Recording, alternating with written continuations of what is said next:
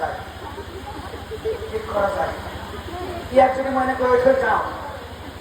পলাই যাব পাৰে ইয়াৰ মধ্যে হাতত পানী থৈ দিম আৰু মন্দিৰটো এখন বাহিৰত বন্ধ কৰি থৈ যাম তেতিয়াহ'লে পলাই যাব নোৱাৰিব সেইটো কৰে ভাল হ'ব